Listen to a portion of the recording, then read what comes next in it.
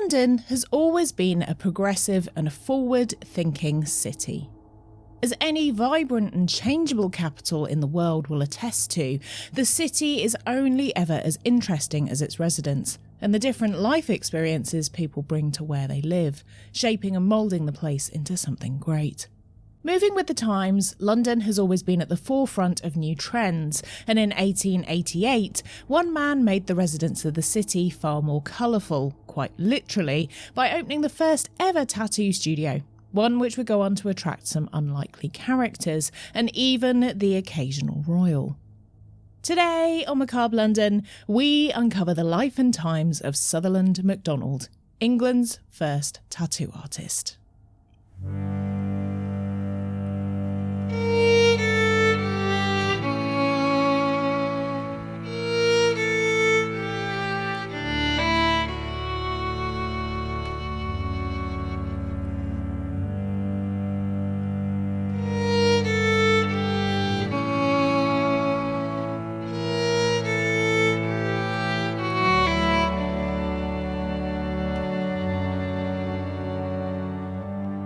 Hello everyone, and welcome back to another episode of Macabre London. I'm Nikki Druce, your host with a silent G, and today I'll be taking you on a journey down another of London's grimy backstreets to uncover a macabre tale from the city's past. Today we're going to be exploring the history and lore behind the UK's first ever professional tattooer, Sutherland Macdonald, and some general tattoo history from England itself. So I hope you've applied your numbing cream if you're feeling a little sensitive and brought a big bottle of Lucozade with you, because we're about to go under the needle. However, before we get into today's story, if you're new here and you want to see more videos where we deep dive into some lesser known historic tales from London, and in fact all over the world and beyond, then please don't forget to subscribe so you never miss a new episode. And also, if you like the show and have done for a while now and you'd like to support what I make to make sure it can continue, then why not consider becoming a patron? The link for which is in the description. And that way I can continue to regale you with the haunted history we both love.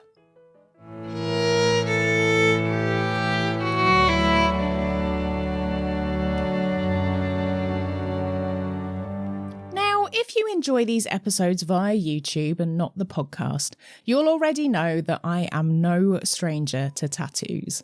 For those of you that just listen to the podcast, I am what I would call moderately covered in tattoos. I have almost 2 full sleeves, several tattoos on my legs, and quite a large amount of my back and torso covered. In fact, I have 2 videos already with a tattoo tour if you want to learn a bit more about my personal tattoo journey and how I came to have the artwork I have nowadays. But as an art form, I love tattoos. It's something which I've been fascinated with for a very long time, since I was at least a teenager, if not a child.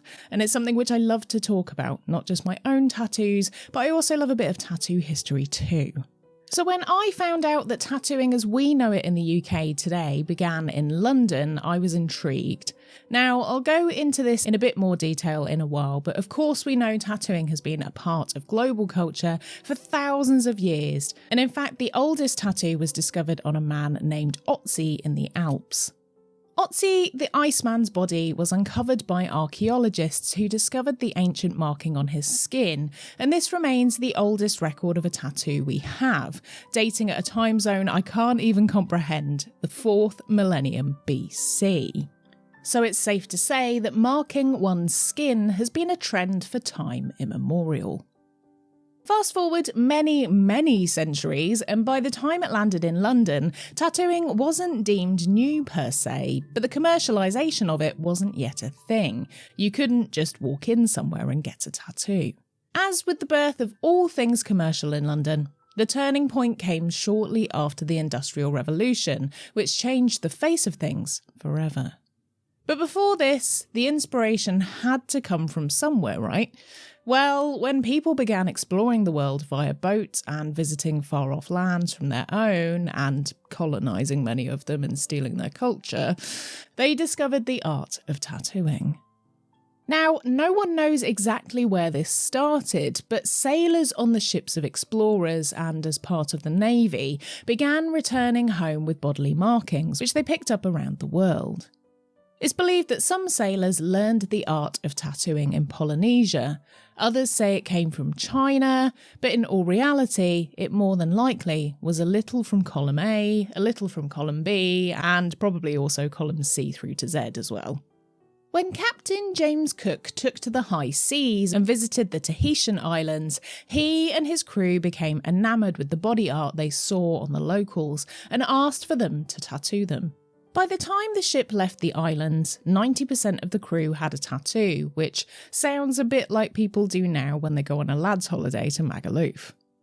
As the art of tattooing spread amongst sailors, it began to take on its own lore and mythos, a secret code between those that knew, and largely in part, this continued for a long time, and for some people it still does, with things like prison tattoos or gang tattoo meanings. In the case of navy tattoos, if the wearer had a dragon tattoo, it meant they'd worked at a Chinese naval base, and if they had a turtle, they'd crossed the equator, but some were very obvious in their interpretations, with military crests and names of loved ones cropping up on many forces members. As time passed and more sailors became tattooed, they began to learn how to give tattoos to their crewmates, and as and when their time in the forces drew to a close, they sought other employment and the skill of tattooing started to spread across the UK.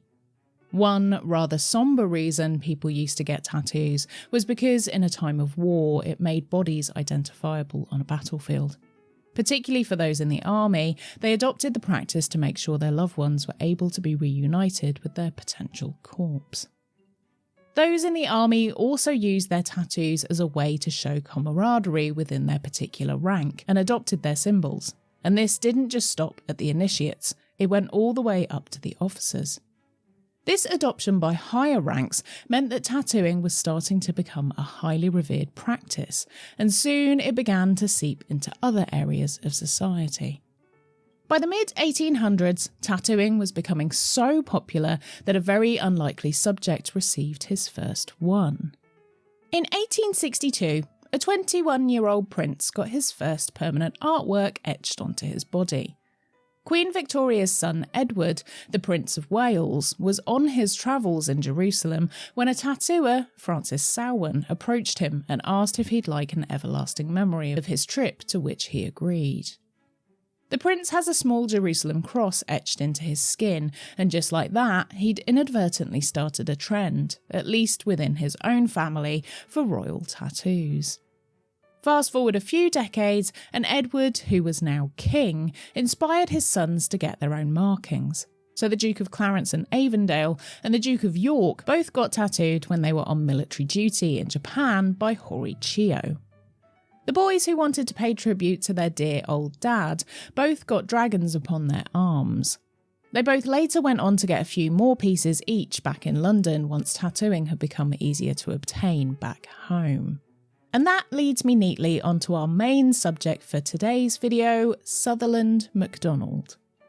Sutherland Macdonald was born in Leeds on the 25th of June 1860. He served in the army early on in his life, and it's believed he took a shine to tattooing when he was in service and learned the craft himself. In 1894, Sutherland Macdonald took a brave step that would forever change the trajectory of British tattooing by opening his studio at 72 Jermyn Street, London. The studio was a refined and upscale space, reflecting Macdonald's deep commitment to his craft, and whilst Sutherland wasn't new to tattooing, having originally learned Polynesian-style tattooing with hand tools, he was now in a position to start offering something a little more unique for his customers in the form of individual illustrations unique to the wearer. Sutherland's studio was located in the heart of London's fashionable St James's, an area renowned for its high-end tailors, exclusive gentlemen's clubs, luxury shops and a short stroll from Buckingham Palace. So the studio's address alone spoke volumes about Macdonald's intentions to offer a bespoke service to the clientele which frequented the businesses nearby. The interior of the studio was elegantly furnished with fine materials and adorned with examples of Macdonald's work, which were displayed like fine art. This was a deliberate move to attract an elite clientele, signalling that tattooing was no longer the domain of sailors, soldiers and criminals, but could be an art form worthy of the upper echelons of society, and of course, in order to reflect this, the prices were kept high. And what with creating such a welcoming and comfortable space, Macdonald was also a pioneer in terms of hygiene, at a time when cleanliness in tattooing was often overlooked. He maintained a sterile environment in his studio, which was a significant departure from the grotty conditions that many had faced so far. This focus on hygiene and safety not only protected his clients, but also reinforced the idea that tattooing could be a respectable and professional practice, which didn't come with a side of inherent risk. Sterilisation techniques were known about at this time, and so it's highly likely that at least some kind of sterilisation was used. Of course, contamination and blood-borne pathogens were a long way off from becoming common knowledge, so Sutherland did what he could with the knowledge he had. So it was by no means as safe as modern tattooing, but it had come on leaps and bounds from where it started. With his upper-class tattoo studio created, now came the task of establishing a clientele, one which would want to return time and again. As his reputation as a master tattoo artist quickly spread through London's elite circles, Sutherland was able to attract a diverse and prestigious clientele. When the then Prince of Wales divulged his body art and people began to find out about it, the interest in tattooing started to be put on the map for the upper classes. When Edward became king, the replication of all things royal peaked, and this also meant people copying his tattoos. Sutherland didn't have any qualms in putting on his posters and adverts that he was the tattooer royal, but it's unclear if this definitely happened. It was claimed that Sutherland retouched the infamous Jerusalem cross for the king, but there was never any confirmation from Buck Powell as to if this ever happened. But they didn't refute it, and so the message soon got around that Macdonald was the king's official body artist, and he saw almost an instant boost in people visiting him. In addition to the supposedly British royals, Macdonald's clientele now included aristocrats, wealthy patrons, and celebrities from across Europe and beyond. His ability to create custom designs that reflected the personal stories, interests, and status of his clients made his work highly sought after, and it didn't take long for his outstanding work to start speaking for itself. Sutherland's skill at tattooing was improving every day, and his designs were reminiscent of the type of art hanging in the Royal Academy of Art, a stone's throw from his studio. As other tattoo studios began popping up in London, it seemed none of them could compete with the Grand Master, and one of the key factors that kept Sutherland's clientele returning was his bespoke approach to tattooing. He offered something different: custom-made tattoos tailored to each client's preferences. He would consult extensively with his clients, discussing their ideas, interests and personal stories to create designs that held unique significance for them. This approach not only resulted in more meaningful tattoos, but also reinforced Macdonald's reputation as a true artist, capable of creating one-of-a-kind works. People could now get tattooed with any design they liked, and this meant that all sorts could be communicated by the wearer without them saying a word. Officers could commemorate battles, get their insignia marked on them permanently, and then sliding to the opposite end of the scale, clients could commemorate a period of travelling by getting the country's wildlife tattooed upon them or something as a nod to their cultural heritage. This diversity of his skill also meant he could produce work that was considered ornate and feminine, which secured him a clientele of both men and women from Edwardian society. Macdonald's designs were known for their fine line work, delicate shading, and vibrant colours, qualities that were rare in the tattoo industry at the time. His attention to detail and commitment to quality ensured that his tattoos were not only beautiful but also long-lasting, a crucial factor in an era before the widespread use of modern tattoo inks. In fact, Sutherland was incredibly experimental and pioneering with creating a lot of the modern tattoo elements we have today. He experimented with electric tattooing, and the inks he used were often made by himself and tested on his own skin. When he tried out inks which unfortunately coagulated under his skin or indeed hardened, he simply cut them out and started again. In a pioneering leap, Sutherland also used topical anaesthetic for his tattooing, often using cocaine to numb the skin. This meant that the pain-free option gave his clients a very comfortable tattoo session, and so they were more likely to return time after time, allowing him to work for a long period on his canvases without them tapping out. And what with such stunning pieces of artwork walking around London, Sutherland Macdonald was not content to confine his work to his studio. He was also a strong advocate for the recognition of tattooing as a legitimate art form. Throughout his career, he sought to bridge the gap between traditional fine art and tattooing, which secured him a spot in various art exhibitions. One of the most significant milestones in his career was his inclusion in the Arts and Crafts Exhibition Society's show in 1899. The arts and crafts movement focused on making the everyday beautiful, with its emphasis on craftsmanship and the integration of art into everyday life. So it was a perfect fit for Macdonald's plan to make people realise tattooing was available to them. And his involvement worked. This groundbreaking moment for the tattoo industry helped show off that tattooing could be appreciated as a form of high art, but could also be accessible to potentially everyone. This recognition was crucial in creating the public attitude towards tattooing, helping to pave the way for the acceptance and growth of the industry in the years to come. In the subsequent years, tattooing boomed among the elite, and Sutherland was never out of work. The adornments on people's skin became a popular sign of wealth and importance. Many women began getting tattoos, and as studios began popping up across the capital, it meant people now had a choice of where to go, and this created competition. A few other names emerged in the tattoo world during this time. Thomas Riley was a rival to Sutherland, and George Birchett came along later down the line. The many new tattoo shops would try and outdo each other in the papers and would gloat how they were the best, which made everyone in the industry begin to see each other as competition, as they were all basically doing the same thing. Sutherland seemingly looked down upon these copycats as they took his business model and made it more affordable, and so the days of this being a high-end art choice were about to come crumbling down. Thomas Riley wasn't as skilled as Sutherland, and so he became the second choice for people to get tattooed. Birchett was just as skilled as Sutherland, but he simplified his practices by offering flash to his clients, a choice of pre-drawn pieces from which people could pick from a sheet of paper, which cut down the design time and which made things cheaper.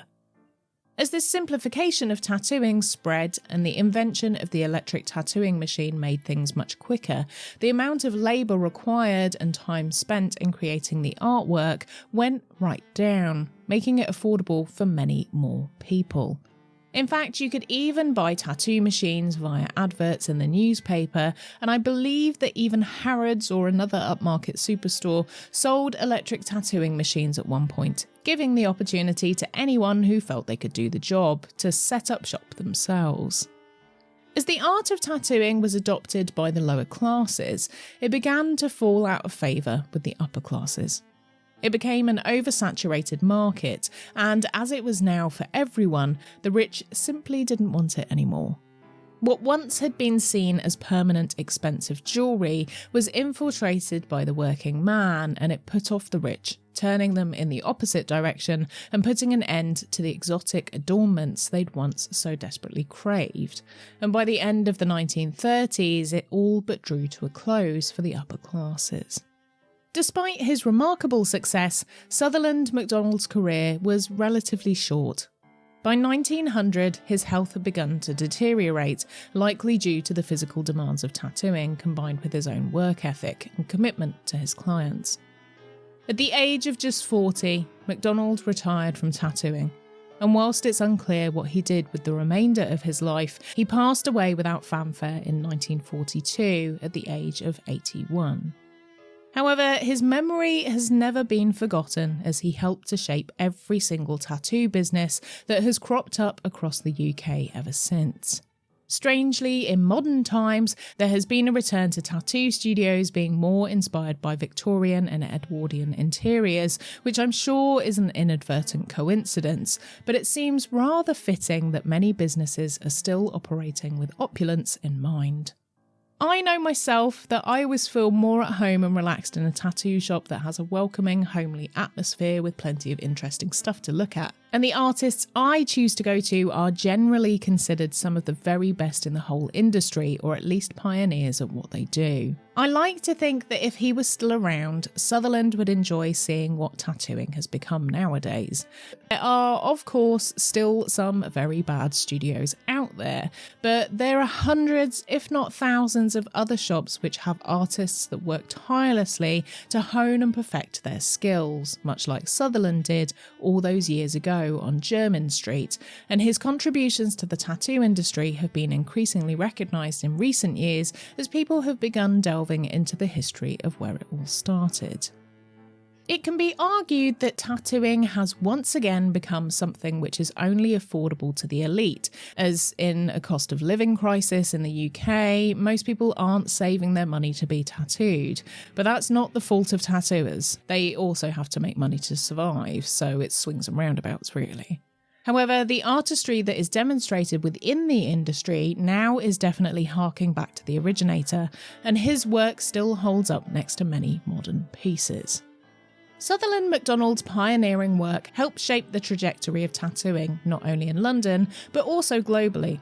His efforts to professionalise the industry, elevate its artistic standards and broaden its appeal to a more diverse clientele were instrumental in transforming tattooing into the respected and valued art form it is today.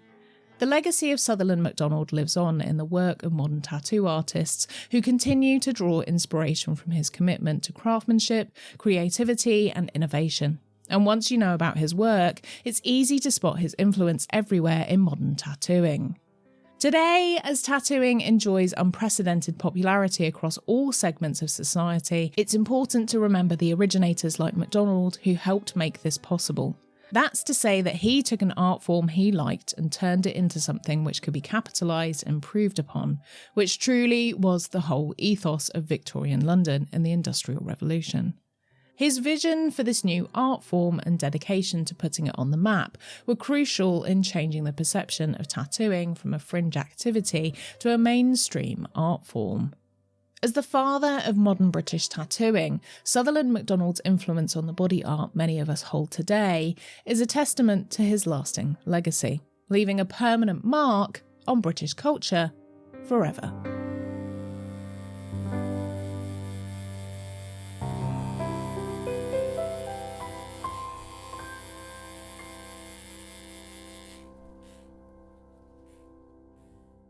Thanks for joining me for this episode. As always, I'd love to know your thoughts on this one, and do let me know if you knew about Sutherland already or if this is entirely new to you.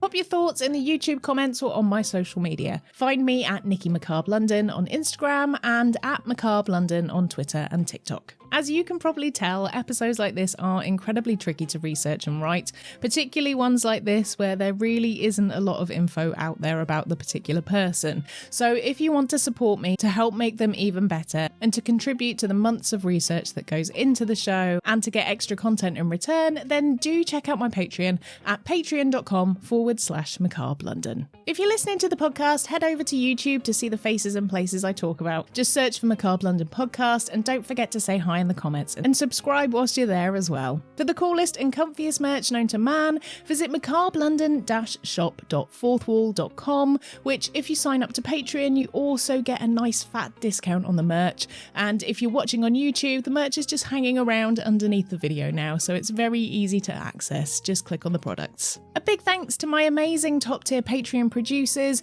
Christina, Christoph, Lisa, Mary, Ravel, Sally, Sam, Sarah, Terry, Teresa and Veronica, and all of our other fantastic patrons. If you want your name read out in the episodes or listed in the show notes, join us on Patreon. I'd love to personally welcome you to the Ghoul Gang. Thanks for joining me for another macabre tale from London's past. I've been Nikki Druce. Remember to stay spooky, and I'll see you ghouls next time.